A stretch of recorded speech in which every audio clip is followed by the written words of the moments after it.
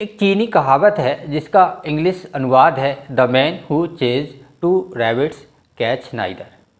इसका हिंदी में अर्थ हुआ कि जो व्यक्ति दो खरगोशों के पीछे भागता है वह एक को भी नहीं पकड़ पाता।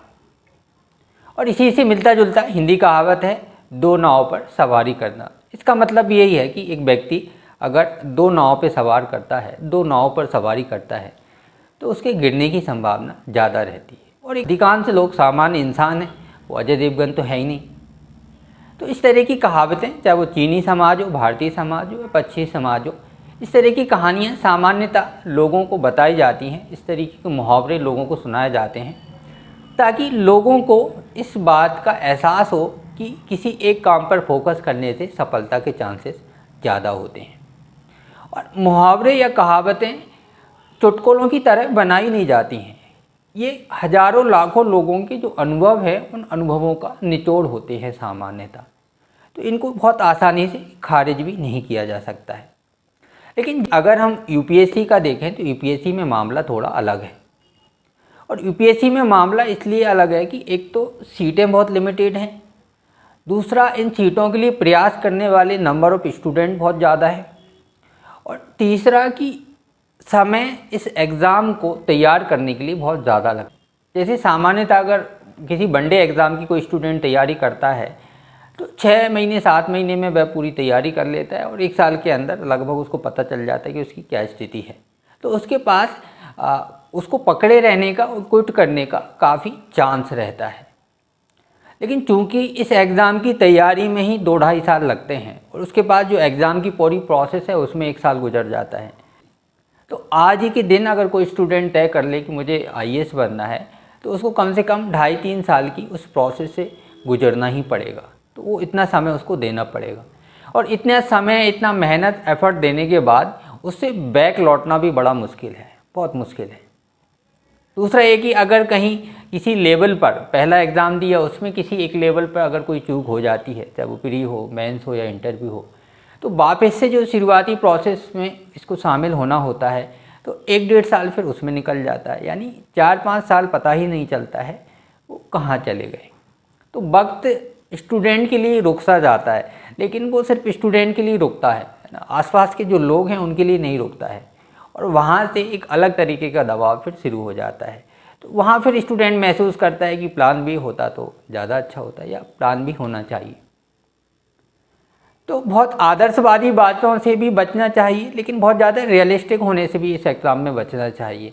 और इन दोनों के बीच का एक मध्यम मार्ग क्या हो सकता है कि जहाँ पर हम एक सूटेबल प्लान बी भी साथ में रखें, लेकिन हमारे प्लान ए से फोकस भी ना हटे, है ना। तो उसको समझना बहुत ज़रूरी होता है, और सामान्यतः इस पर बहुत कम बात होती है, बहुत कम चर्चा होती है। जैसे प्लान बी का भी आप देखोगे तो प्लान बी सभी के लिए इम्पोर्टेंस नहीं रखता है। बहुत सारे तो स्टूडेंट ऐसे हैं कि उनका यूपीएससी ही प्लान बी है, वो पहले से ही डॉक्टर है, इंजीनियर है, आईआईटी पास हैं, सीए है।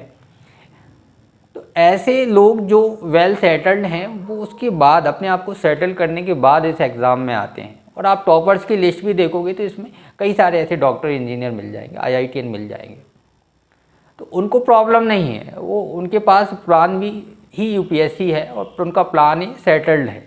और अगर प्लान भी मिल गया तो वो उसको सेटल कर लेंगे, नहीं तो वापस लौटेंगे, वो अपने काम करने लगेंगे, है ना। और एक दूसरी कैटेगरी और ऐसी स्टूडेंट की है जो टेक्निकल बैकग्राउंड से हैं। सामान्यतः उनका देखा जाएगा कि मैथ, रीजनिंग, इंग्लिश बहुत अच्छा है, तो उनके लिए भी प्लान भी बहुत मायने नहीं रखता है। वो इसलिए भी मायने नहीं रखता है कि प्लान भी उनका तैयार रहता है ना। वो हर तरीके के एग्ज़ाम देते हैं, टेक्निकल एग्ज़ाम देते हैं, वनडे, बैंक, एसएससी के एग्ज़ाम देते हैं। और चूँकि आईएएस में जनरल स्टडीज़ उनकी अच्छी हो जाती है, मैथ, रीजनिंग, इंग्लिश पहले से अच्छी है, तो उनके वहाँ पे सफलता के चांसेस बढ़ भी जाती हैं, और उनका सामान्यतः निकल भी जाता है कोई ना कोई एग्ज़ाम, क्योंकि वहाँ पे नंबर और सीट्स ज़्यादा होती हैं जो दूसरे वनडे एग्ज़ाम है वहाँ पर। तो उनको भी उतना प्रॉब्लम नहीं है।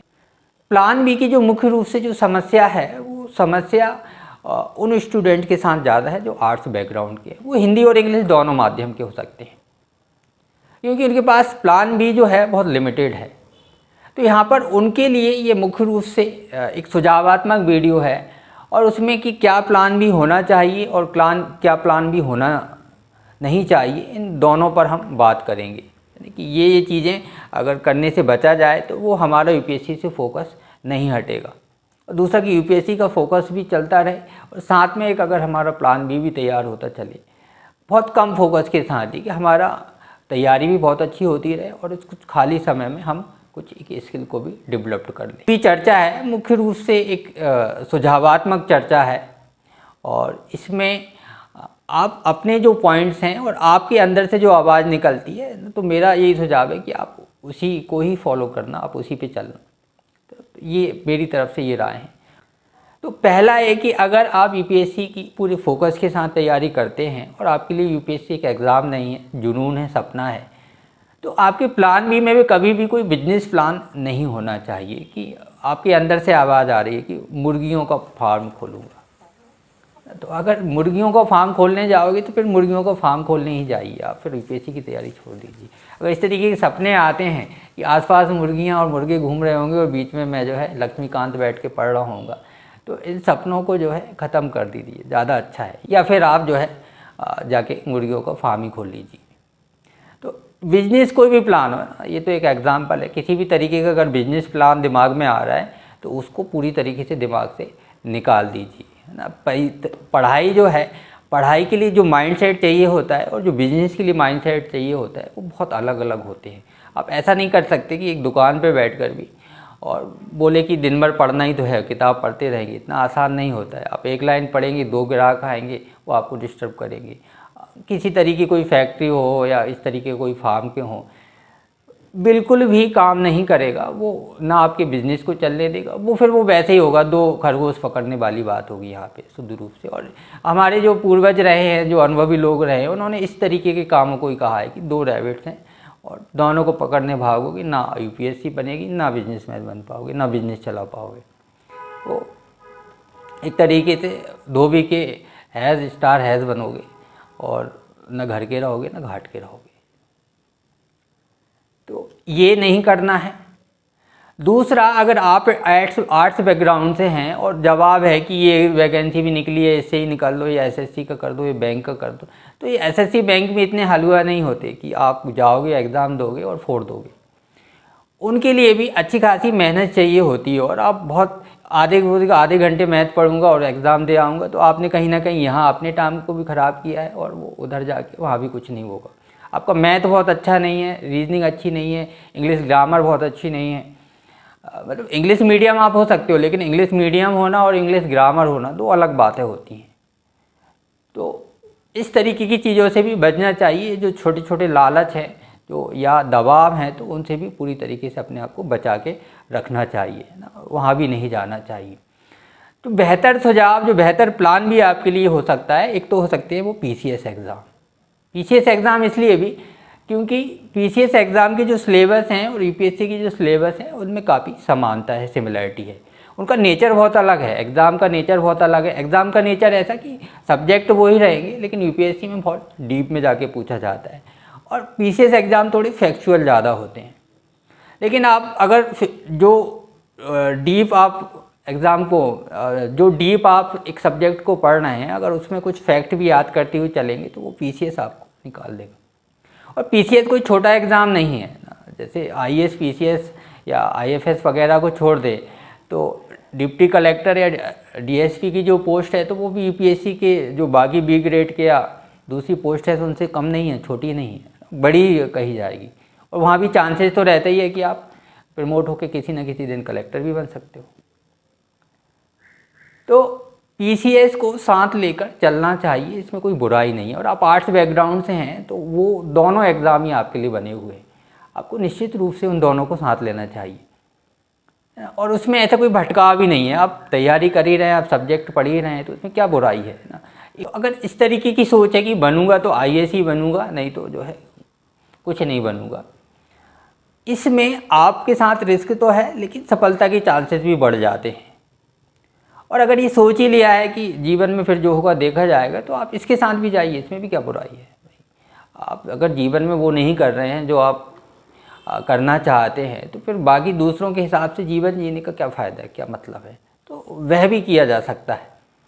एक सेफ रोड पर चलना चाहते हैं तो आप पीसीएस को साथ में लेके चल सकते हैं। आप बिल्कुल रिस्क पे चल सकते हैं, लेकिन समझौता नहीं करना चाह रहा है अपने विचारों से, अपने आदर्शों से, तो आप उस पर भी चल सकते हैं ना। और उस पर है कि अब पूरी तरीके से अपने आप को जिम्मेदार मान के या जिम्मेदारी लेकर उस पर काम कीजिए कि जो होगा वो देखा जाएगा, उसमें भी कोई बुराई नहीं है।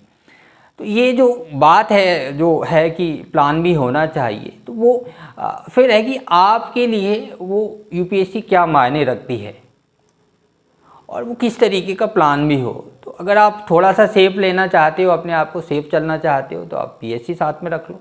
आप बिल्कुल रिस्क में ही चलना चाहते हो तो आप पूरा रिस्क में फिर चलिए और पूरा फोकस करके दिन रात एक कर दीजिए। और वहाँ ऐसा है कि चांसेस भी बहुत ज़्यादा हैं बनने के, निकलने के बहुत चांसेस भी हैं, क्योंकि जो 1000 भी पोस्ट हैं, 800 भी पोस्ट हैं, तो बहुत लिमिटेड लोग ही इस मानसिकता के साथ तैयारी कर रहे होते हैं। तो वहाँ कंपटीशन है तो, पर कोई फ़र्क नहीं पड़ता है फिर उससे। तो अपने आप को अपने अंदर आप झांक के और आपको निर्णय लेना चाहिए ना, कि किसी के कहने पर कि कोई कह दे कि ये प्लान भी रखना चाहिए, ये प्लान भी होना चाहिए, तो उन सबको लगाकर, सबको हटाकर अपने हिसाब से एक तार्किक रूप से सोचिए आप क्या अफोर्ड कर सकते हैं। अगर इस तरीके की स्थितियां हैं, घर की स्थितियां ऐसी हैं कि कोई ना कोई नौकरी होना बहुत ज़रूरी है, तो आप साथ में पीसीएस को ले सकते हैं, लेना चाहिए आपको। आप सेफ हैं कि कुछ ना कुछ ना भी होगा तो कुछ पुश्तैनी चीज़ें हैं, उन्हीं से काम चल जाएगा। अगर ऐसा कुछ है तो ठीक है, फिर उसमें भी बुराई नहीं है। लेकिन बिजनेस के आइडियाज़ हों या इस फील्ड से हटकर अगर किसी तरीके की चीज़ें हों तो उससे बचना चाहिए। एक चीज़ और साथ में हो सकती है, लेकिन वो भी खाली समय में, जैसे आप फेसबुक या दूसरे सोशल मीडियाज़ को इस्तेमाल करते हैं, तो उनकी जगह पर उनको कम करके खाली समय में आप इस तरीके की चीज़ें कि जैसे वीडियो एडिटिंग है या डिजिटल मार्केटिंग है या डिजिटल से संबंधित कोई और चीज़ है जिसमें आपको थोड़ा बहुत इंटरेस्ट है, तो थोड़ा थोड़ा समय उसको दे सकते हैं। खाली समय में जब आपको माइंड फ्रेश करना हो, उस समय में आप उन सारी चीज़ों को कर सकते हैं। कि बीच में कोई टॉपिक तैयार कर दिया है, उसको मोबाइल को चालू करके उसको रिकॉर्ड कर लीजिए। वो 2 फायदे होंगे उससे कि आप उसको बाद में सुन भी सकते हैं। जब आप एडिटिंग कर रहे होते हैं तो उसको बार बार सुनते भी हैं, तो आप वीडियो एडिटिंग भी सीख रहे हैं और आपका लेक्चर भी हो रहा है। उसको फिर डिलीट कर दो, फिर दूसरा बना लो। इस पर्पज़ से इस तरीके से काम किए जा सकते हैं। तो हमेशा पहला फोकस, अगर आपका यूपीएससी है तो पहला फोकस वही रहे, और खाली समय में कुछ अगर स्किल डेवलप की जा सकती है तो उस पर थोड़ा बहुत काम किया जा सकता है, लेकिन वो कि पढ़ाई बिल्कुल डिस्टर्ब ना हो उस शर्त पे। ठीक है, तो ये एक सेकेंडरी एक उदाहरण है, एक सुझावात्मक, चाहे तो आप इसको कर सकते हैं और ये स्किल जो है आगे आपके भविष्य में कहीं कुछ काम आ सकती है। ये जो सारी बातें हैं, सारे जो सुझाव हैं, उम्मीद है कि ये कुछ थोड़ा बहुत आपकी मदद करेंगे आप जब इस तरीके का कोई डिसीजन ले रहे होंगे। और इस वीडियो को अंत तक देखने के लिए बहुत बहुत धन्यवाद।